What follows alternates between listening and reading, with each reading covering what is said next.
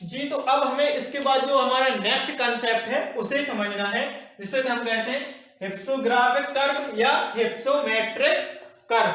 ठीक है, तो इसे अब हमें समझना है कि हिप्सोग्राफिक कर्व या हिप्सोमेट्रिक कर्व तो यह क्या होता है। ठीक है, तो यह होता है कि मतलब जैसे हमारी पृथ्वी है, ठीक है, इसे आप समझना कि जैसे हमारी पृथ्वी है तो पृथ्वी का सबसे उच्चतम बिंदु कौन सा है, माउंट एवरेस्ट है। ठीक है, जो हमारी लगभग 8,848 मीटर ऊंची है। ठीक है, और सबसे जो नीचा बिंदु है, सबसे जो नीचा बिंदु है वह कौन सा है, मेरियाना गर्त है।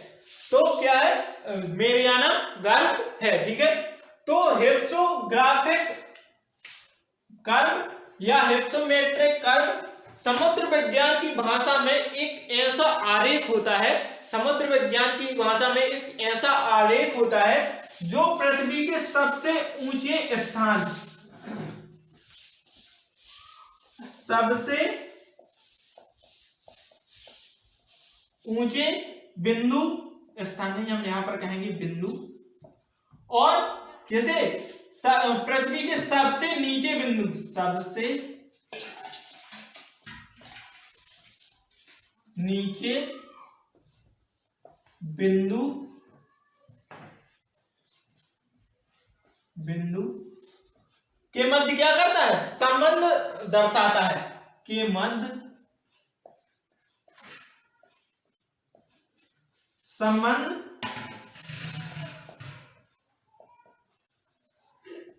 दर्शाता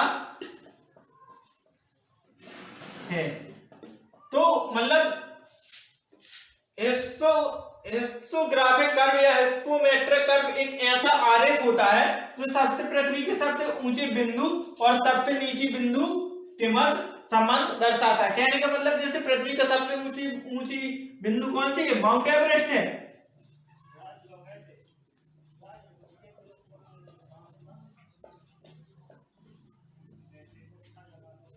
और जो सबसे नीचा बिंदु है वह कौन सा है, मेरियाना गर्त।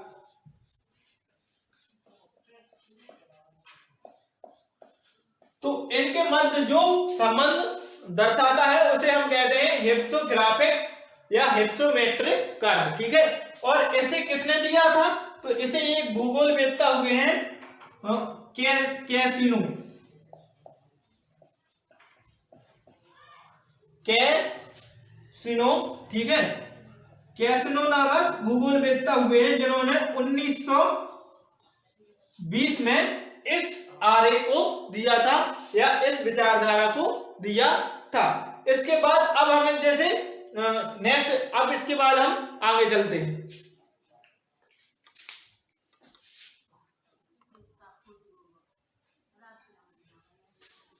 जी, तो अब हमें पढ़ना है इसके बाद उच्चावच लघु आकृतियां की, मतलब जो समुद्र में छोटी छोटी आकृतियां पाई जाती हैं उनके बारे में अब हमें पढ़ना है। तो सबसे पहले हमें जो आकृति पढ़नी है वह पढ़नी है कटक।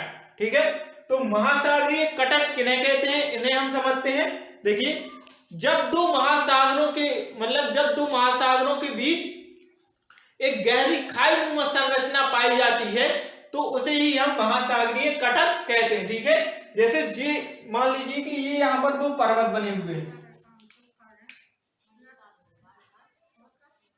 ये वाले दो यहाँ पर जैसे ये मान लीजिए कि पर्वत बने हुए हैं, तो ये वाला जो क्षेत्र है, ये वाला जो क्षेत्र है इसको क्या कहा जाता है, महासागरीय। हम कहते हैं कि इसको क्या कहा जाता है, महासागरीय कटक कहा जाता है। इनको क्या कहा जाता है, महासागरीय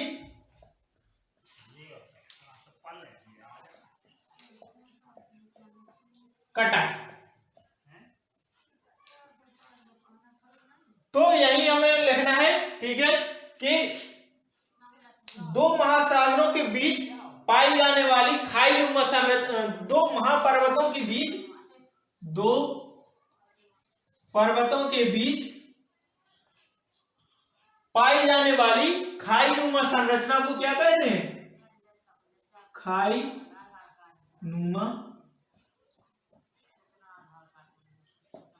संरचना को क्या कहा जाता है, महासागरीय कटक कहा जाता है। और इसका जो उदाहरण है वह है आइलैंड। आइलैंड जो इसका मुख्य उदाहरण है। और यह कहां पाया जाता है जो आइलैंड है, यह आपका मध्य अटलांटिक में पाया जाता है। तो मध्य अटलांटिक में यह पाया जाता है। तो महासागरीय कटक की बात करें तो हम कि जब दो पर्वतों के बीच एक खाईनुमा संरचना पाई जाती है तो उसे हम क्या कहते हैं, कटक कहते हैं। और इसका उदाहरण है जो है वह है आइलैंड। ठीक है, अब इसके बाद हम पढ़ते हैं नेक्स्ट उच्चावच या नेक्स्ट आकृति। तो नेक्स्ट आकृति को कहते हैं कैनियन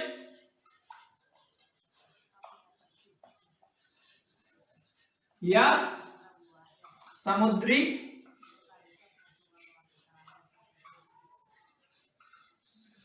कंदरा। ठीक है,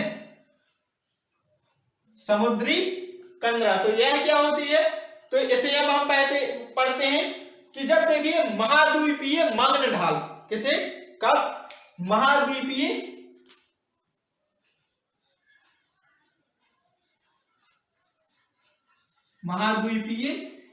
मग्न ढाल, जैसे ये हो गया आपका महाद्वीपीय मग्न ढाल। ठीक है, ये वाला जो क्षेत्र। तो जब इस महाद्वीपीय मग्न ढाल पर अपर्दन के परिणाम स्वरूप, मतलब जैसे यहां से कुछ आया और यहां पर अपर्दन हुआ। ठीक है, तो जब इस महाद्वीपीय मग्न ढाल में अपर्दन के परिणाम स्वरूप गहरी खाइयों का निर्माण हो जाता है, जैसे यहां पर जैसे ये गहरी खाइयों का निर्माण हो जाता है, तो उसे हम क्या कहते हैं, उसे हम कहते हैं कैनियन या समुद्री कंदरा। तो महाद्वीपीय मग्न ढाल में गहरी खाइयों के परिणाम स्वरूप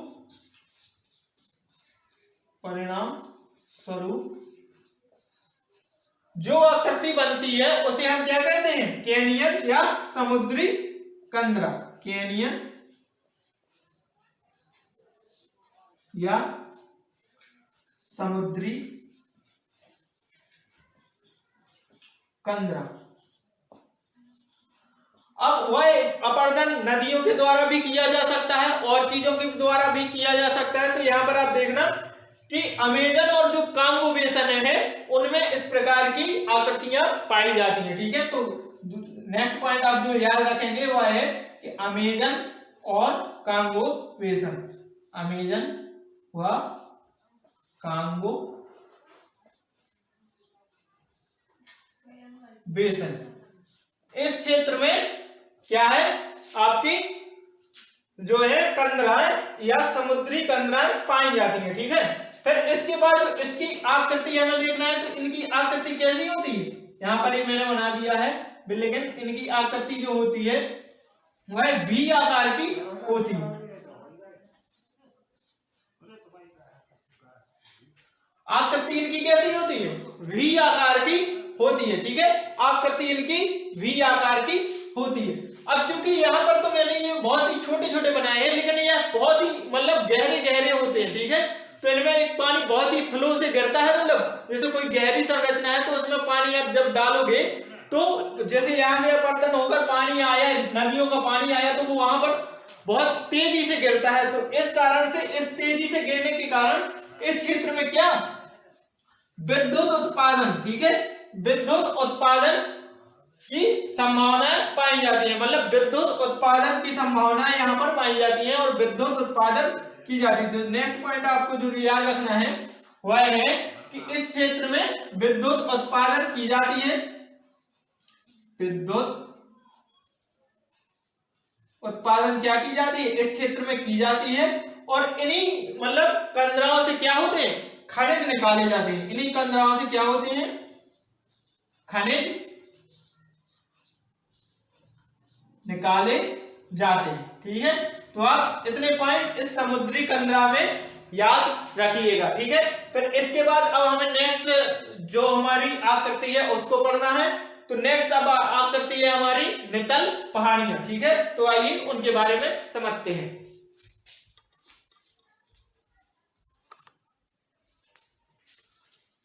जी, तो अब इसके बाद अब हमें जो अपनी नेक्स्ट संरचना पढ़नी है वह है नितल पहाड़ियां। देखिए ये नितल पहाड़ियां क्या होती हैं, इनका निर्माण क्या होता है। ठीक है, तो इनकी जो ऊंचाई होती है नितल पहाड़ियों की अगर हम देखें तो इनकी ऊंचाई कितनी होती है, मतलब यह लगभग 1000 मीटर तक ऊंची होती है। ठीक है, तो सबसे पहला जो आपको पॉइंट याद रखना है कि इनकी ऊंचाई 1000 मीटर तक होती है। फिर इसके बाद जो नेक्स्ट क्वेश्चन उठता है कि इनका निर्माण किससे होता है। तो जो समुद्र में ज्वालामुखी पाए जाते हैं, ज्वालामुखी जो पाए जाते हैं उनके द्वारा जो लावा निकलता है उन्हीं के जमने से इनका निर्माण होता है। तो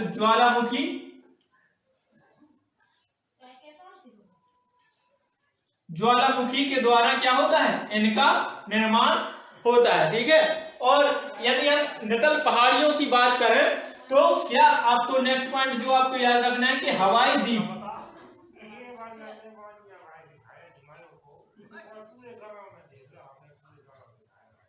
हवाई द्वीप जो है वह इन्हीं नितल पहाड़ियों के ऊपर बसा हुआ है। मतलब जो आपका जो हवाई द्वीप है वह द्वीप इन्हीं नितल पहाड़ियों के ऊपर बसा हुआ है। फिर इसके बाद जो हमारी जो नेक्स्ट जो हमारा उच्चावच है या नेक्स्ट आकृति है वह है प्रवाल भित्ति। तो ठीक है, तो अब हम इनको समझते हैं। तो सबसे पहला जो क्वेश्चन उठता है कि इन प्रवाल भित्तियों का निर्माण कैसे होता है। ठीक है, तो इनका निर्माण कैसे होता है, तो यहां पर ध्यान से समझना कि प्रवाल भित्तियों का निर्माण एक प्रकार के जीव समूह से होता है। मतलब एक प्रकार के जीव से होता है जिसे हम क्या कहते हैं, कोरल जीव। ठीक है, कोरल जीव है वो एक प्रकार का जीव होता है जो कि मतलब जब उसकी मृत्यु हो जाती है या वह मर जाता है तो उसी के कारण से इन प्रकार की प्रवाल भित्तियों का निर्माण होता है। मतलब जैसे ऐसी ऐसी ये होती हैं। ठीक है, ऐसी ऐसी कुछ संरचना होती है तो इनका निर्माण ऐसे होता है कि जैसे पहले यहाँ प्रवाल कोरल जीव मरे। ठीक है, फिर इसके बाद यहाँ पर कोरल जीव मरे, फिर यहाँ पर मरे, तो ऐसी ऐसी ये संरचना बनती जाती है और कोरल हम कहते हैं कि प्रवाल भित्ति का निर्माण होता जाता है। ठीक है, तो कोरल द्वीप के द्वारा इन जीवों के मरने के कारण प्रवाल भित्ति का निर्माण होता है।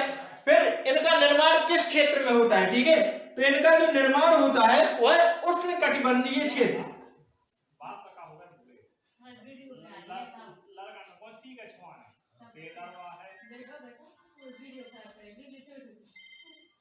उष्णकटिबंधीय क्षेत्र में क्या होते हैं, यह मतलब इन जीवों का विकास होता है। अब उष्णकटिबंधीय क्षेत्र में है क्यों, क्योंकि इन जीवों को ना तो बहुत ज्यादा तापमान चाहिए और ना ही बहुत ज्यादा ठंडक चाहिए। तो मतलब उष्णकटिबंधीय क्षेत्र में इस प्रकार के जीवों के लिए मतलब निवास करने के लिए सम जलवायु पाई जाती है, जिस कारण से इनका निर्माण भी उष्णकटिबंधीय क्षेत्र में होता है। फिर इसके बाद जो आपको नेक्स्ट पॉइंट याद रखना है वह है कि इनका जो निर्माण होता है मुख्यतः किस महासागर में होता है। तो मुख्यतः इनका निर्माण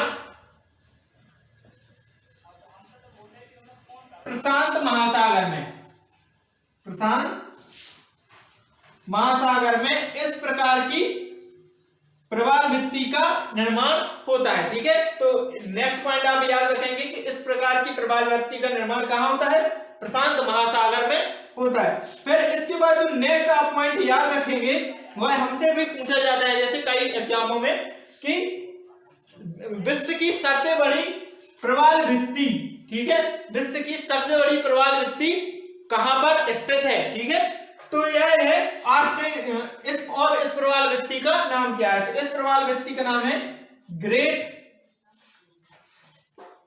बैरियर रीफ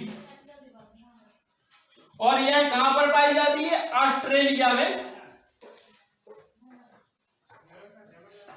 पाई जाती है, जो कि विश्व की सबसे बड़ी प्रवाल भित्ति है। कौन सी? Great barrier reef. ठीक है, तो यह था आज का हमारा लेक्चर। आशा करता हूं कि आपको मैंने जितने भी टॉपिक पढ़ाए हुए हैं वो अच्छी तरह से समझ में आए होंगे, और इसके बाद हम जो अपना नेक्स्ट चैप्टर इसी श्रृंखला में आगे बढ़ते चलेंगे और ओशनोग्राफी अर्थात समुद्री विज्ञान को आगे पढ़ते चलेंगे। इसके बाद जो हमारा अगला लेक्चर होगा वह लवणता पर होगा, कि मतलब कौन कौन से द्वीपों में, कौन कौन से महासागरों में कितनी लवणता पाई जाती है, कौन सी लवणता किस महासागर में ज्यादा पाई जाती है, किस महासागर में कम पाई जाती है, तो उसके बारे में हमारा अगला लेक्चर होगा। और यदि मैं जैसा कि हर बार कहता हूं कि यदि आपको हमारी वीडियो अच्छी लगती है तो प्लीज उसे लाइक कीजिए, सब्सक्राइब कीजिए, कमेंट कीजिए, और साथ ही साथ बेल आइकन को जरूर दबाइए, जिससे आपको आने वाली वीडियो का नोटिफिकेशन जरूर मिले। Good day, take care.